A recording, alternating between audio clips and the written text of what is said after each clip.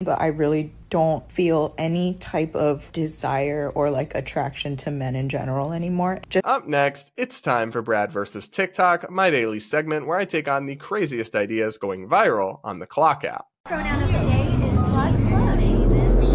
Don't forget to subscribe and stick around if you haven't yet, and please hit that like button and comment with your thoughts as we go along. Now today, we're going to react to a now deleted TikTok that went viral from an OnlyFans creator explaining why she regrets her decision to do OnlyFans.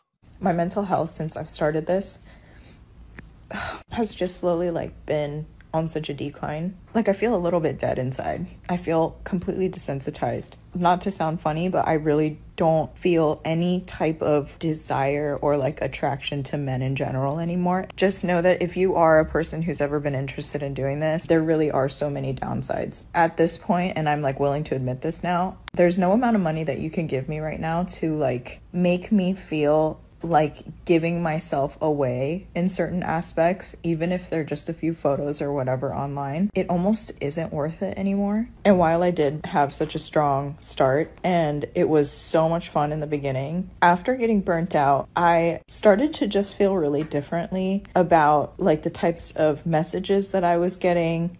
Seriously, if I had any type of ability to share the things that people have said, just how disgusting they are. And also when I get curious and nosy sometimes, I'll go look at their profile and they have a whole girlfriend or a whole wife. And sometimes even disgustingly enough, they have kids. It makes me feel so conflicted with doing this. When I really sit down to think about what the purpose of all this is, it's really just to visually please a bunch of men. I've been sort of exploring the idea of maybe just having my content be focused on, things that I'm actually interested in, which ultimately is not pleasing men in any way, shape, or form.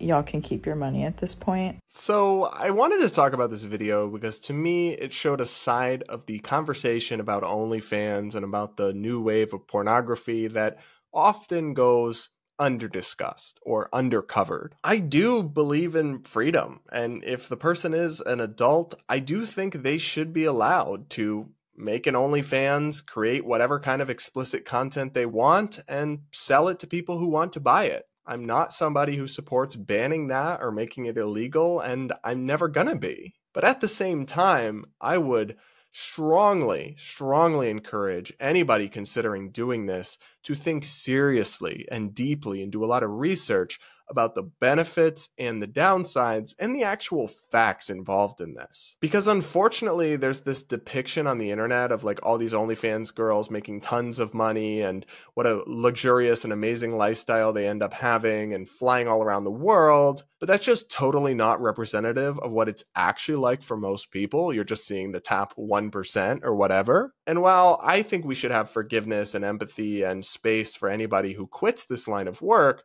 there is some aspect to it that is irreversible. To be blunt, once you show hole on the internet, you can't really undo that.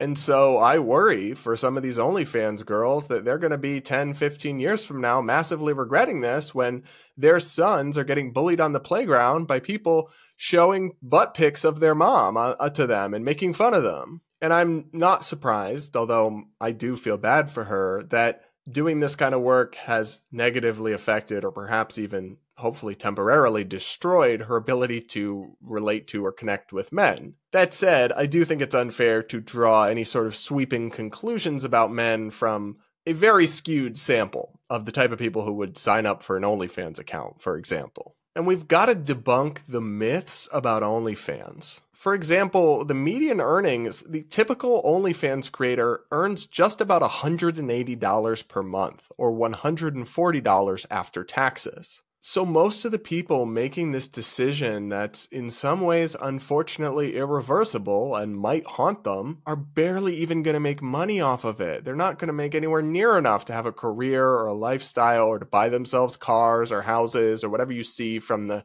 top 1% of creators that go viral and become internet famous. Odds are that's probably not going to be you. And my heart goes out to the young women and also some young gay men who've been enticed by this basically false or very unrealistic and unlikely promise to go into this line of work that has serious downsides and ramifications that don't get discussed enough and then regret it. I really do feel bad for them. So I wanted to highlight this video, not to shit on this young woman in the way that many creators have, because while I think she's made some decisions that I would seriously question and wouldn't want someone I care about to make, ultimately, I don't want to see anybody in pain like this, and I'm not sure she was really well equipped with all the facts before making the decision that she made. And that's what we really need about this, is just much more awareness and information about the sometimes dark reality of OnlyFans. Like I said, when we're talking about consenting adults, I'll always support your freedom to do what you want with your body. But people should be really careful and give a lot of thought to the decisions they're making